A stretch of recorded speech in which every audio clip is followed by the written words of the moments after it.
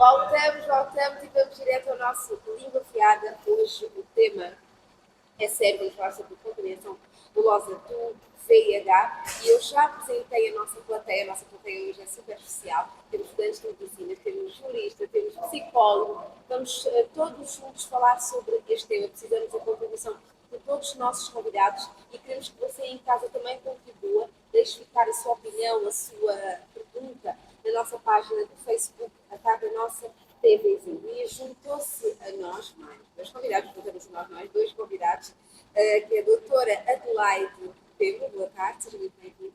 Boa tarde, obrigada. E o senhor António Coelho, boa tarde, seja muito bem-vindo. Boa tarde para si, boa tarde para o auditório da TVzinho. Bem, vamos então começar a falar sobre este tema que é muito importante e você do outro lado que conhece alguém que tem feito isso, deixa essa pessoa ouvir o nosso programa, ou melhor, ver o nosso programa hoje, porque há solução para tudo, há esperança e nós queremos que você se previna, porque a prevenção deve estar em primeiro lugar. Mesmo com a informação que vai passando, e hoje muito menos do que antigamente, as pessoas ainda continuam a ser infectadas. Nós temos todos os dias pessoas a serem infectadas em todo o mundo. Mas vamos falar sobre a nossa realidade. Quais são as causas do aumento de pessoas infectadas pelo vírus do HIV? Doutora Antônio. Olha, uma vez mais, boa tarde para si e boa tarde para os amigos que nos acompanham a essa hora. Primeiro dizer que estamos a falar de uma epidemia que convive conosco há mais de 30 anos. Parece que não é? Mas já desde o distante ano de 1981 que começamos a abordar essa questão e até hoje, apesar dos esforços que são feitos, quer pelos diferentes governos, quer pelas diferentes sociedades, no caso particular da Angola, o número de novas infecções por VIH tem estado a aumentar, portanto o país registra em média cerca de 21 mil novas infecções por ano. Do ponto de vista das mortes relacionadas com a SIDA, o país registra em média cerca de 13 mil mortes. E quando olhamos, por exemplo, para as mulheres, percebemos que cerca de 190 mil casos estão relacionados com as mulheres, não é? Com a componente feminina. Razão porque dissemos que a SIDA em Angola tem rosto de mulher, que também é uma questão do mundo. Em relação à questão que me coloca, dizer que já há muita informação ao longo dos 30 anos, o governo, as diferentes instituições públicas, o setor não governamental tem estado a desenvolver ações no sentido de melhorar a informação e o conhecimento das populações em relação às medidas de prevenção desta epidemia, que é a SIDA, mas a grande verdade é que continua a faltar informação, temos que reconhecer, continua a faltar informação. Quando olhamos para a zona urbana, nos sentimos mais ou menos confortados com o nível do conhecimento que a população tem, particularmente os jovens, mas quando vamos para a zona rural, ali a situação se complica um bocado mais. Então, temos de, sobretudo, retomar este compromisso de realizar e desenvolver campanhas regulares de informação, por um lado. Por outro lado, há o problema da resistência para a mudança de comportamento. Apesar de haver informação e conhecimento, as comunidades, as pessoas, particularmente os jovens, né, resistem à mudança de comportamento. Os últimos estudos dão-nos conta que num inquérito com cerca de 100 jovens, apenas 30 reconheciam de facto, né, estarem a usar a informação para a mudança de comportamento. Os demais fazem resistência porque entendem, uns, que a SIDA não existe, ainda continuamos a ter esse problema 30 anos depois, e outros, particularmente os jovens, né, porque gostam dos excessos, dos comportamentos de risco, e esses comportamentos têm estado a ajudar para o aumento do número de casos de novas infecções e de mortes relacionadas com a SIDA. A mensagem que nós passamos todos os dias é de que a SIDA está aí, portanto, não é como algumas pessoas dizem, né, uma situação inventada para desestabilizar o amor. A SIDA está aí, convive conosco, está a matar, né, em alguns casos mata mais que a malária e que a tuberculose, apesar de a malária ser a nossa principal causa de morte do ponto de vista da saúde pública, mas a SIDA está aí, convive conosco, é um problema e agora temos, né, adicionado ao eterno problema da prevenção a questão da transmissão dolosa. que é um fenômeno, né, com o qual nós hoje estamos preocupados, mas recordar aos amigos que nos escutam a essa hora que esse fenômeno não é novo. Ele já vem de algum tempo, né, quando nós estávamos a viver o famoso fenômeno das cartorzinhas, nós já nos deparamos com esta questão da transmissão dolosa, né? Razão porque alguns países, neste momento mais de 90 países do mundo, decidiram adotar leis que criminalizam a transmissão dolosa, e Angola adotou esse compromisso da criação de uma lei em 2004, na chamada Lei 8/04, que deixa claro que as pessoas vivendo com o VIH devem sempre que estiverem presentes ou diante de uma relação com outras pessoas, devem divulgar, dar a conhecer a sua situação, o seu estado serológico, o que infelizmente nem sempre acontece. Por um lado. Por outro lado, também dizer que, de acordo com algumas informações que nos estão a ser postas à disposição a partir da ONU-SIDA, há alguns países que nessa altura também já estão a recuar do ponto de vista da criminalização da transmissão dolosa, né? Porque entendem que a criminalização está a comprometer os esforços de prevenção, e mais do que criminalizar, é melhor adotar o princípio da consciencialização das pessoas para a mudança de comportamento. Nós vamos falar de forma mais aprofundada sobre o nosso sistema judiciário, como é que funciona, quantos anos de pena para alguém que contamina dolosamente outrem com o vírus do VIH. Nós temos um jurista na plateia e nós já vamos falar sobre. Antes, eu gostaria de saber da doutora Adelaide se tem uma idade mais afetada. Antigamente disse, e muito bem o doutor António, tivemos o fenómeno das catorzinhas, onde os papões, vamos usar essa expressão, contaminavam as catorzinhas. Hoje, qual é a idade, ou se pode-se dizer que existe uma idade mais afetada? Sim, de uma forma geral, a idade juvenil, os mais jovens. Por quê? Porque nos últimos anos tem-se notado que a atividade sexual tem tido início muito mais cedo, cada vez mais cedo.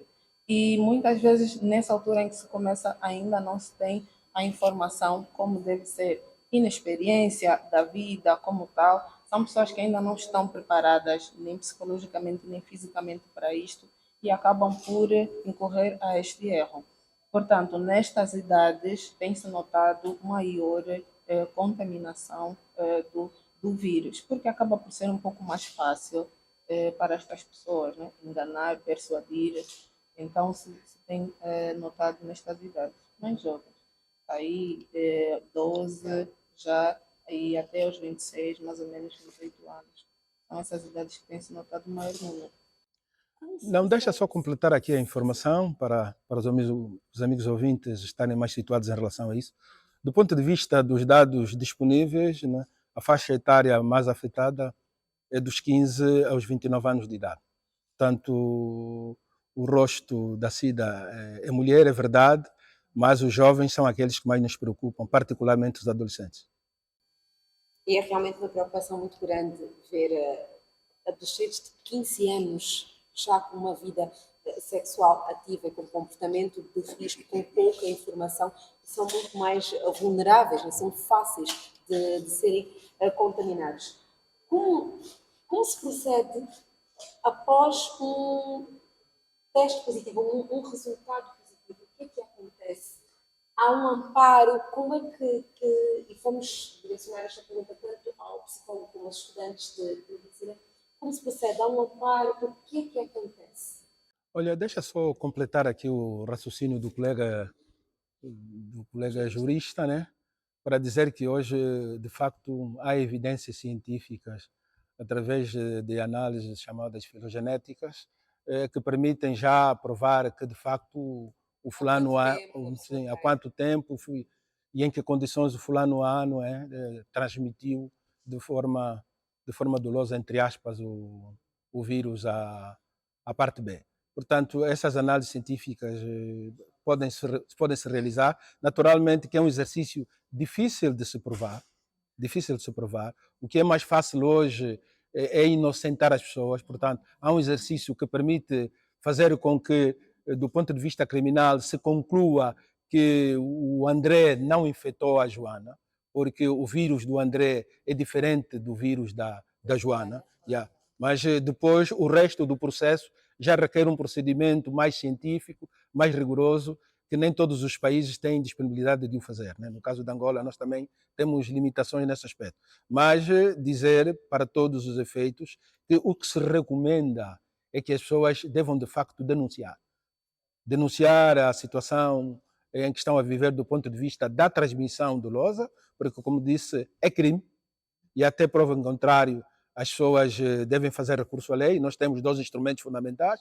Para além do novo Código Penal de 2021, temos também a Lei 8/04, que é a Lei Geral sobre o VIH, que exige que as pessoas nessa condição devam, de facto, dar a conhecer a sua situação, a sua condição serológica, mas nós... António, se esta pessoa não quiser dizer o seu estado serológico, mas também não transmitir ao parceiro, por exemplo, usar sempre o preservativo, ter um comportamento que não é de risco, mas só não quer dizer por receio. Nós vamos falar sobre isto também, como as pessoas reagem, porque muitas têm medo, outras fogem.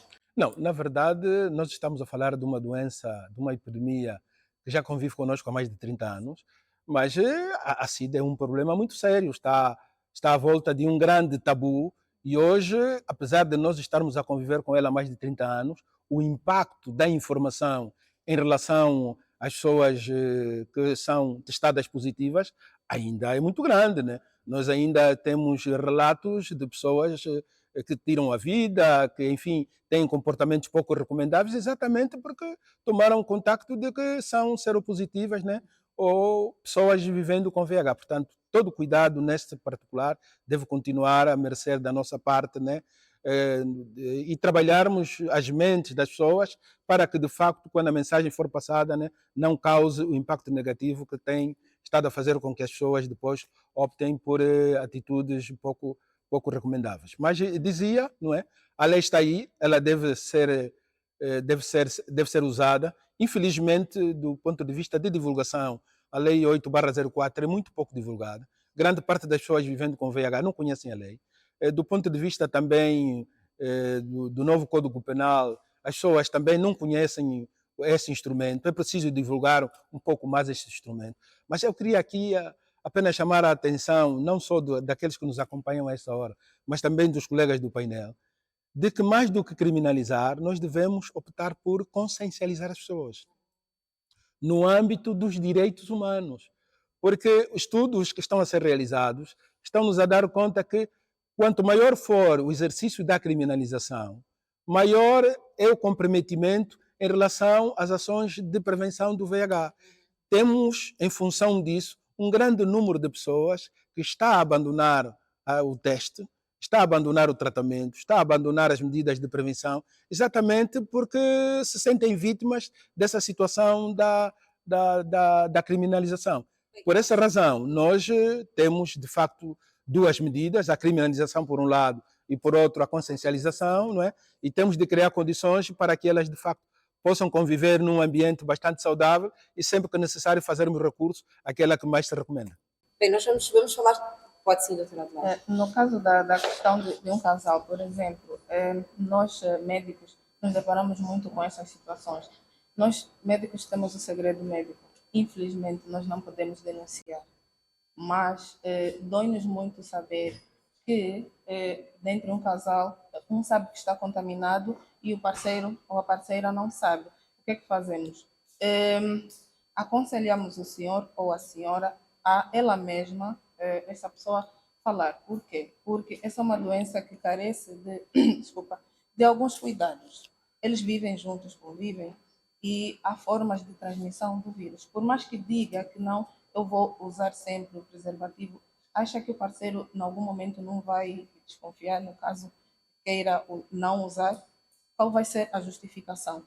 Então, o que nós fazemos é ter conversa séria com este parceiro, para que ele mesmo diga, e nós damos prazo. Se o senhor não fizer até X, nós vamos chamar a senhora e o senhor vai ter que dizer perante a nós. Já que nós não podemos denunciar, pelo menos isso nós fazemos.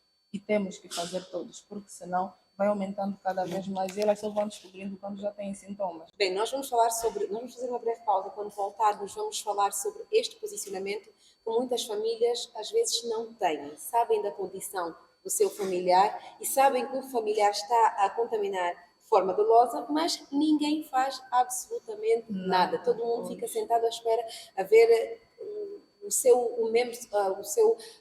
familiar a cometer este crime. Vamos falar também sobre o sigilo dos profissionais, que às vezes, principalmente em cidades pequenas, tu fizeste o teste, tu ainda nem sabes que tens, mas metade da clínica e da cidade já sabe. Vamos para um curto intervalo. Quando voltarmos, vamos tocar nestes pontos. Estamos de volta para mais uma parte do nosso programa e continuamos o nosso Língua Afiada com o tema contaminação dolosa do VIH e deixei 3 perguntas no ar sobre o sigilo profissional, porque é que muitas vezes a pessoa infectada ainda nem sabe, mas metade da cidade ou da clínica já sabe. Vamos falar também sobre as famílias que sabem da situação do seu familiar e que vê ele contaminar dolosamente e simplesmente não fazem nada. É com vocês. Obrigado. Bem, Suleika, sei que a contaminação dolosa por VIH, do ponto de vista da saúde mental, todo aquele indivíduo que de forma consciente ele tem um problema e vai transmitir aos outros sem o consentimento dele, apresenta saúde dúbia. Ou seja, tem sinais súbitos de insanidade mental. Isso passa a ser um risco, não só para ele, mas sobretudo para a sociedade como um todo. Agora, este comportamento é motivado por várias situações e uma delas tem a ver com o fato de saber que foi contaminado por uma pessoa próxima. Esta pessoa próxima, estamos a falar do seu parceiro conjugal, por exemplo. Alguém que partilha as mesmas coisas comigo, sabendo da sua situação clínica, por que não informou-me antes? E o nosso jurista fazia a referência que, de acordo com a nossa lei, só o facto de você saber que tens este problema e tiveres a se relacionar com alguém, se não tiver uma informação prévia, isso já é crime. Está bem patente e evidente para todos. Mas aquilo que é a prática é algo que nós não temos visto a se materializar de forma eficiente. Com isso, pressupõe dizer que nem sempre a pena é o elemento mais indicado para podermos moldar o comportamento das pessoas. Se assim fosse, não teríamos indivíduos com comportamento reincidente. Eu aqui defendo também a narrativa apresentada pelo presidente Damaso, quando falava da questão da consciencialização. Temos que trabalhar a questão da moralização das pessoas, porque estamos diante de um problema situacional. É uma crise existencial. Infelizmente, muitos desses pacientes, a estigmatização, a exclusão social que eles sofrem, não começa pelos terceiros ou pessoas de fora, é mesmo a partir do seu familiar. Se a família que é visto como o primeiro e principal agente de socialização, devido à questão afetiva, mas são os primeiros a afastarem-se da gente, o impacto psicológico que esta pessoa apresenta é tão impactante que a tendência dele desencadear outros problemas de natureza emocional, como a depressão, a ansiedade, o estresse pós-traumático, torna-se muito evidente. E nós conseguimos provar isso em função da evidente diminuição da terapia antirretroviral por parte desses pacientes.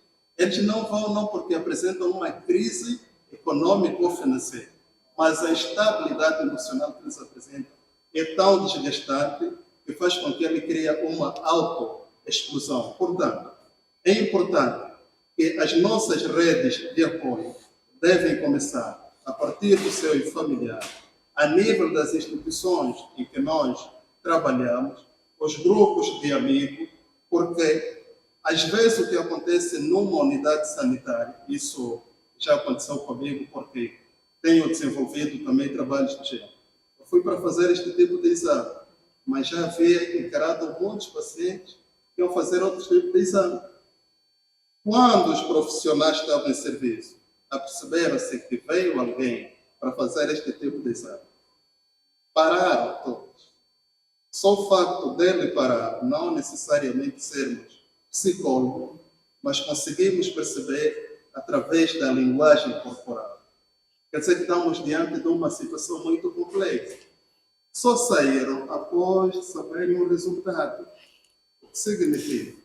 O fato deles estiverem aí parados já demonstra uma instabilidade por parte do paciente. Há uma preparação especial para mulheres grávidas. Sabemos que o momento de gestação é um momento muito sensível. Ao passar esta informação, é o mesmo tratamento como, por exemplo, como qualquer outro paciente ou para a mulher grávida, há uma atenção especial quando ela vai fazer o teste de HIV. Há uma preparação na altura em que o teste faz parte da bateria dos exames, ou não, ela nem sequer sabe, está aí na bateria dos exames, ela vai fazer o teste e depois acaba por descobrir que é portadora de vírus. Para a gestante, assim, sendo que ela está numa fase delicada, antes mesmo de realizarmos o teste, já conversa-se com a paciente, explicando que, independentemente do resultado, o futuro ser pode vir e viver saudável como qualquer outra criança. Daí a importância de se saber o estado serológico desta grávida. Conversa-se antes do teste e depois do resultado, porque ela já tem que ir preparada psicologicamente para depois saber lidar com o resultado. É sempre importante uma prévia conversa e a posterior também, como foi dito, há uma zona específica, caso de positivo, para devido ao acompanhamento e prevenir que haja contaminação do vírus para o bebê. Não, Juleca, deixa só, porque a colega ali usou um termo técnico, SAT, e provavelmente os que nos acompanham a essa hora devem estar a tentar perceber o que é SAT. Não, dizer que no princípio da epidemia foram criados os Centros de Aconselhamento e Testagem Voluntária, os famosos CATVs. Mas por causa do grande índice de estigma e de discriminação associada à doença, por um lado, e sobretudo também por causa dos ritos e de outros aspectos culturais que vinculam a doença à promiscuidade. Razão porque quando estamos a falar de pessoas vivendo com VIH, ligamos imediatamente a pessoas que têm múltiplos parceiros, o que não é verdade, não é?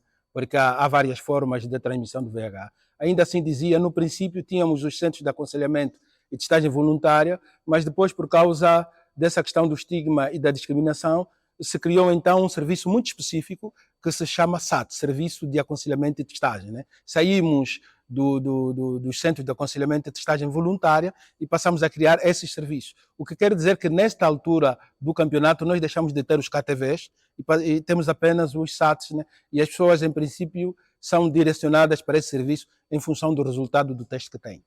Como e quando contar a uma criança que nasceu com o vírus?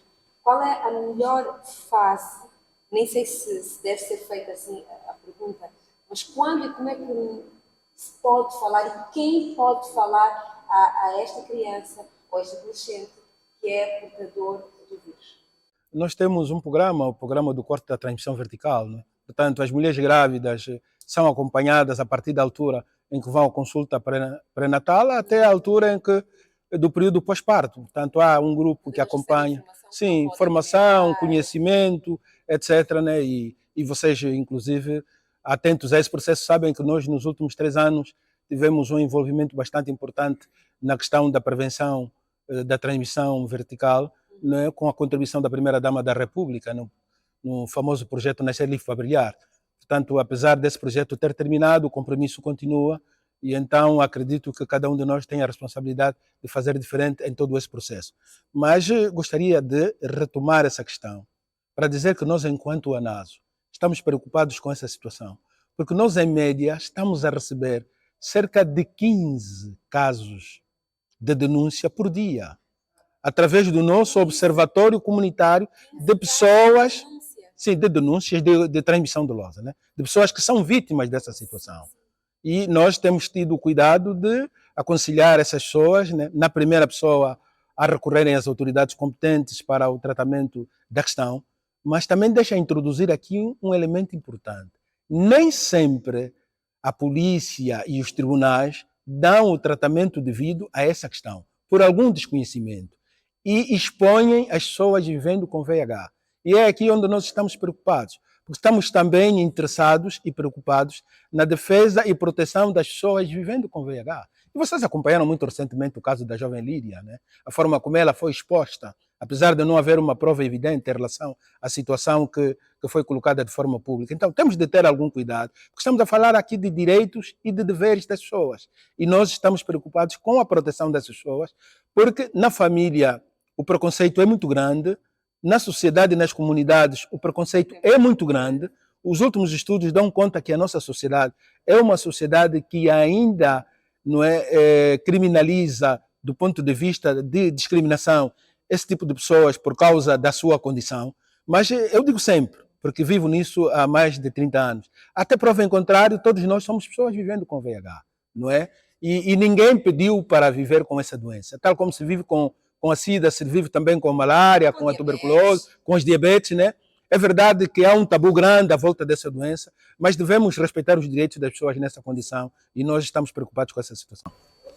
Nós vamos ver a matéria feita pela nossa repórter Maria Odete e quando voltarmos vamos falar sobre o portador indetetável, é assim que se diz. Vamos falar sobre isso porque é interessante, é possível ter um tratamento, é possível não contaminar. Vamos ver a matéria da Maria Odete e já voltamos. E muito rapidamente, para terminar, podemos falar sobre o estado indetetável, que pouco se fala, mas que é possível tratar-se e chegar a esta fase. Nós temos uma metodologia assente na base do testar, tratar. Quer dizer que todas as pessoas que, em princípio, testam positivo para o VIH entram imediatamente para o tratamento, né?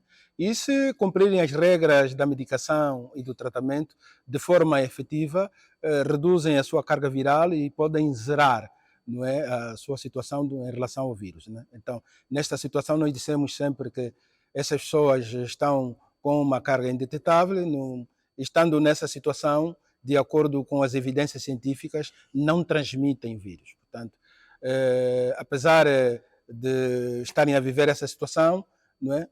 Seguramente que criaram condições do ponto de vista do tratamento que lhes permitem lidar com as pessoas e não transmitirem o vírus por causa do tratamento efetivo que fizeram. Mas, ainda assim, nós, do ponto de vista prático, aconselhamos essas pessoas ao uso do preservativo.